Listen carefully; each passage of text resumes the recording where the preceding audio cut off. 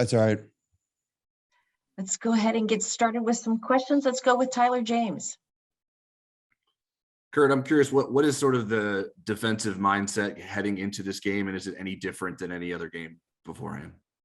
No, we talked about earlier in the week. Myron just talked about it, going through it, not to it. Want to finish strong and finish as champions. Let's go to Chris Daly. Kurt, you were an instrumental part in the hiring of Marcus Freeman. You helped promote him to the higher ups over there at Notre Dame. So what did you do to help get Marcus Freeman that spot as the head coach? Jack Swarber called the captain's meeting. I put in my input and I told him, I gave him my opinion on what I thought would be the best solution going forward as a team and for the university, and the other captains spoke as well. And at the end of the day, it was all 7 captains, not just myself, that had an influence on him getting that coaching job. Pete Sampson. Kurt, a similar question I asked Myron, just about like the defense doing less during the season, as Coach Freeman detailed to us the other week. Like, when that sort of clicked in that, okay, less was sort of more, and why you were able to sort of take that through it, not to it mentality, and kind of like turn up the level on that, into October, maybe late September.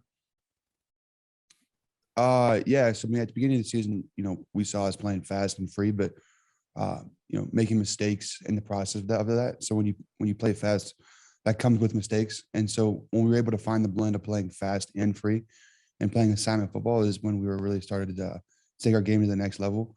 And you've seen that in the Wisconsin game was one of the biggest examples of that. And then from there on, I feel like we played really well. The first couple of games we started off rocky, but other than that, we've been doing really well.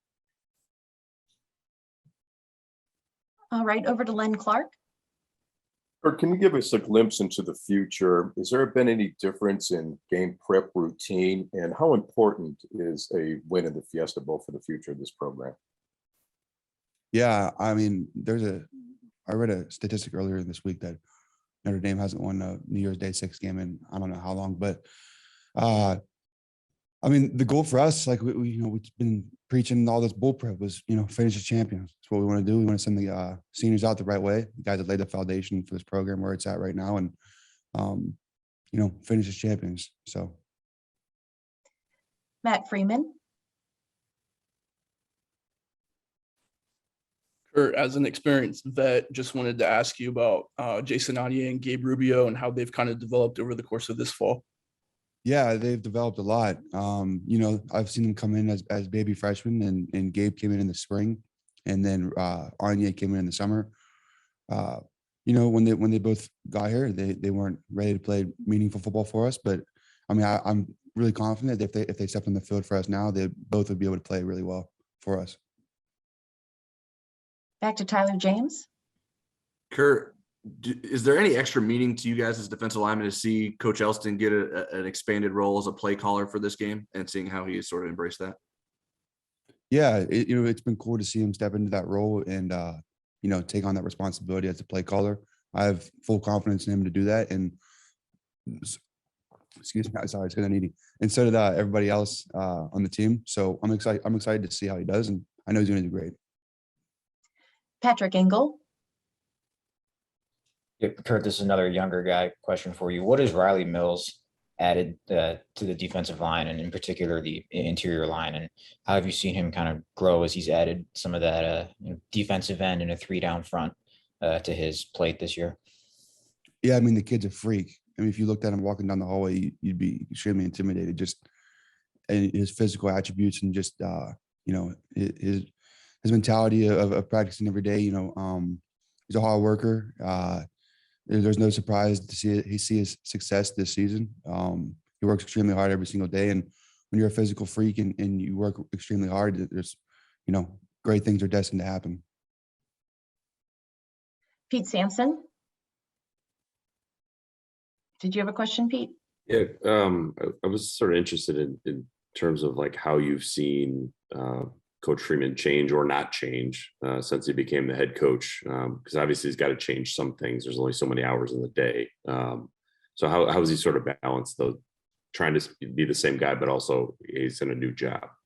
Yeah, so I mean, he's changed, and I tell him he's changed all the time. I keep him held accountable, and I let him know how he's changed.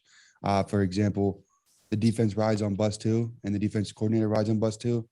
And the first day we got down here, he was not on bus 2, and so I FaceTimed him while he was on bus 1 and let him know that he's changed.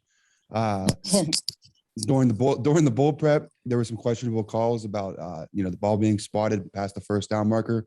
We were going ones versus ones, offense versus defense.